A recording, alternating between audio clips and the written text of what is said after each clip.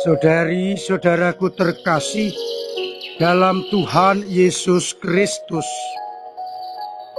selamat pagi dan berkah dalam.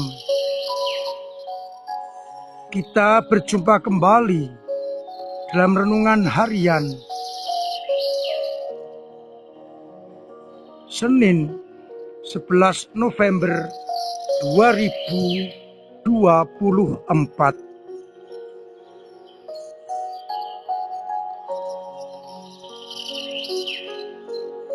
Hari ini gereja mengajak kita untuk mengenangkan Santo Martinus dari Tours, uskup dan pengaku iman.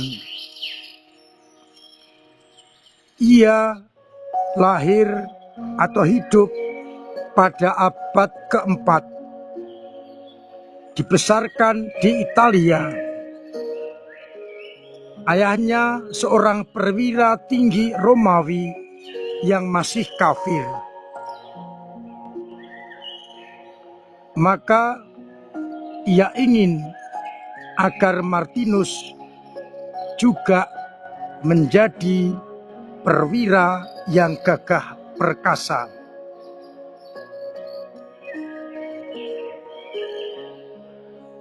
Secara sembunyi, Martinus diam-diam pada umur 10 tahun mengikuti pelajaran agama Kristiani tanpa sepengetahuan ayahnya. Pada umur 15 tahun, ia dimasukkan ke dalam dinas militer. Pada perjalanan dinas ke kota Amiens di musim dingin, Martinus bertemu dengan seorang pengemis malang yang kedinginan di pintu gerbang kota. Seperti biasa, pengemis minta sesuatu darinya. Sayang, ia tidak membawa uang. Karena tergerak hatinya oleh belas kasih, ia segera menghunus pedang dan memotong mantelnya menjadi dua. Sebagian untuk dia, sebagian untuk pengemis itu. Ketika masuki kota, banyak orang menertawakan karena mantelnya yang aneh. Pada malam hari, Yesus menjumpainya dalam penampakan, dan Martinus melihat Yesus mengenakan mantel setengah potongan yang diberikan kepada pengemis malang itu.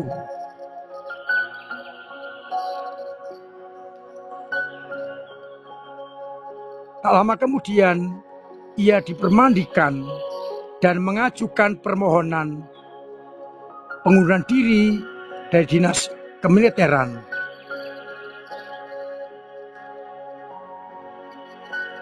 Banyak orang mencela, mentertawakan, bahkan menuduh dia sebagai pengecut. Namun Martinus menegaskan dan menjawab, "Aku pergi berperang tanpa membawa senjata, menjadi tentara Kristus." Akhirnya ia resmi berhenti dari dinas militer Romawi, dan akhirnya ia mengikuti Kristus lebih dalam lagi, menjadi seorang imam dan nanti menjadi seorang uskup. Meskipun menghadapi banyak tantangan, terutama penganut aliran sesat Arianisme, ia terus berusaha untuk mempertahankan gereja yang sejati. Akhirnya pada umur 55 tahun, ia diangkat dan dihabiskan menjadi uskup. Rumahnya sederhana, namun ia tetap giat mewartakan Injil dengan khotbah-khotbah. Dengan berjalan kaki, naik keledai atau perahu, ia mengunjungi desa-desa keuskupannya dan tidak gentar menghancurkan berhala-berhala.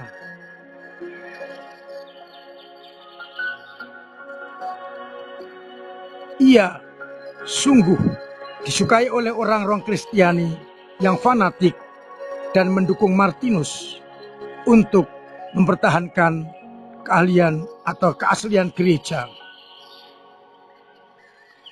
Ia salah satu orang dari para martir Kristus atau orang kudus yang bukan martir.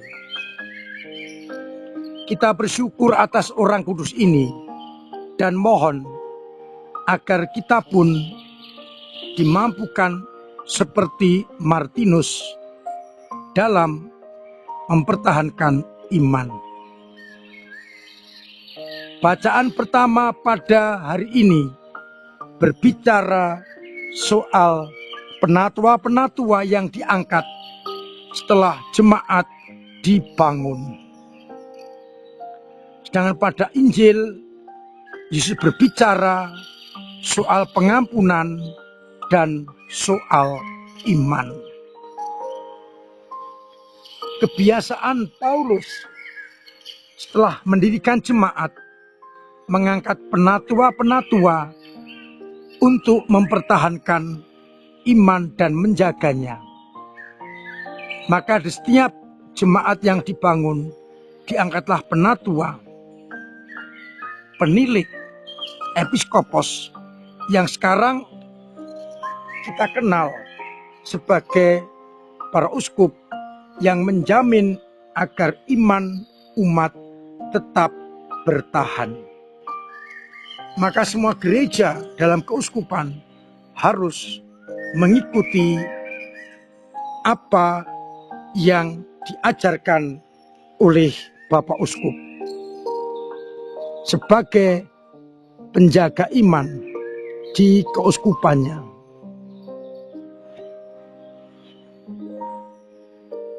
Kita bersyukur di dalam tradisi gereja kita ada pemimpin-pemimpin yang diangkat untuk menjaga, mempersatukan iman umat agar tidak tercerai-berai. Maka mari kita bersama-sama mendukung Bapak Uskup dalam karya pengembalaan untuk menjaga iman yang benar dengan cara kita masing-masing. Dari bacaan Injil, kita diajak untuk benar-benar berbelas kasih seperti Bapa dengan pengampunan yang tiada batasnya, dengan iman yang mendalam, iman yang kuat.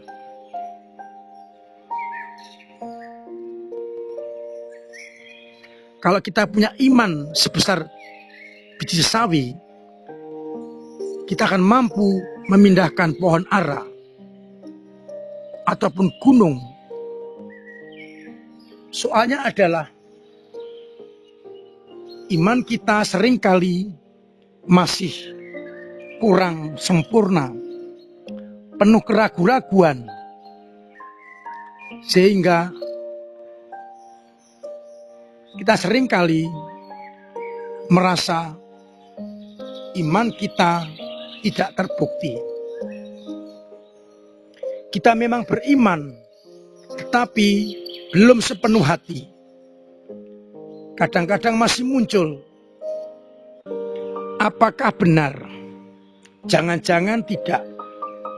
Ndak iyo gek-gek. Iman kita masih mendua.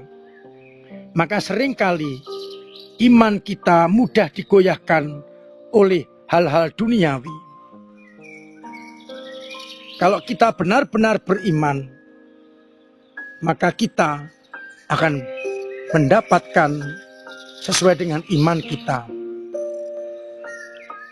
Salah satu contoh, Ibu Mah Dalai Damen, pendiri kongregasi suster-suster OSF Semarang, ketika mendapat laporan dari suster bagian dapur, ibu kita kehabisan gandum.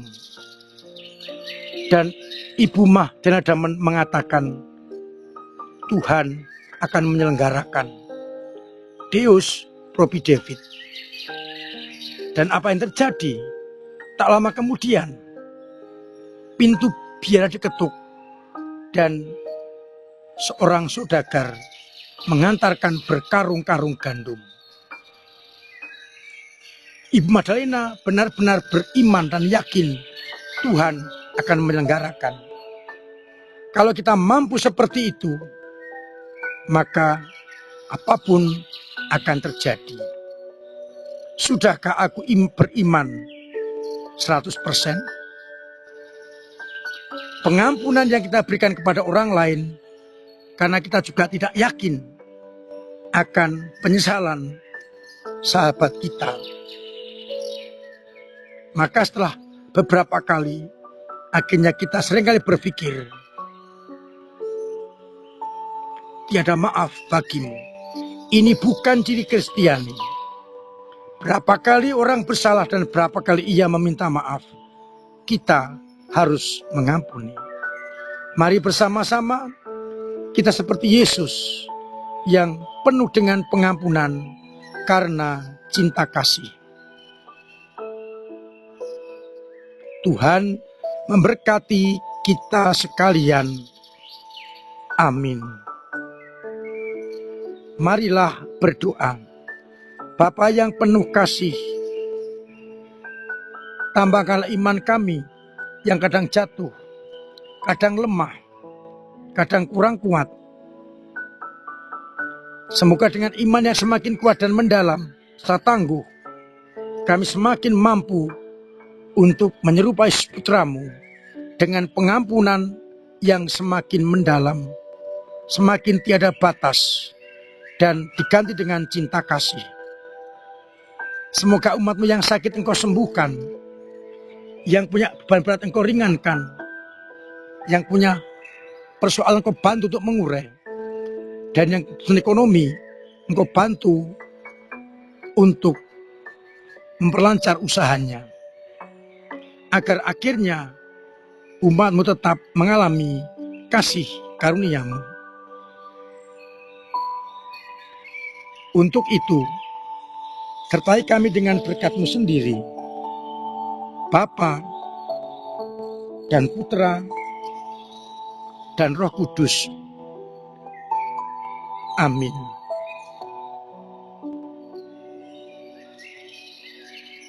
Saudara-saudaraku terkasih, tetap saya ingatkan untuk terus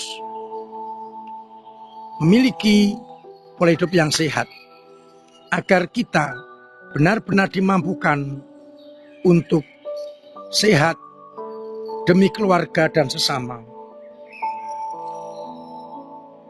Biarlah akhirnya semua orang menjadi sehat.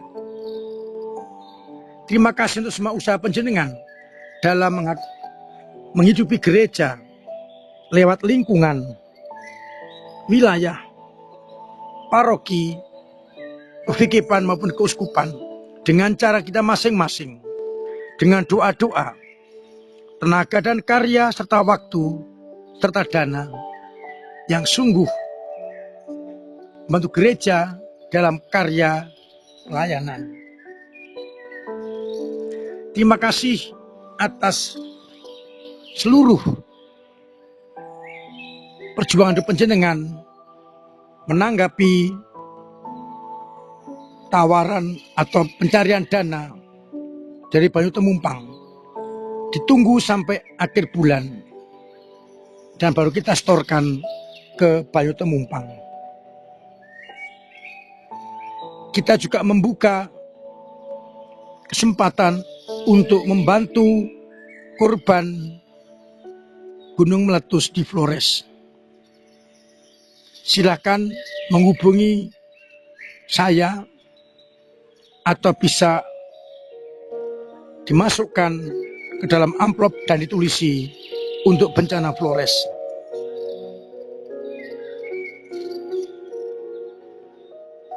Semoga kita semakin dekat dengan Yesus yang murah hati, peduli demi kebahagiaan sesama. Akhirnya saya mengucapkan selamat pagi, selamat merenungkan, salam sehat, Tuhan memberkati.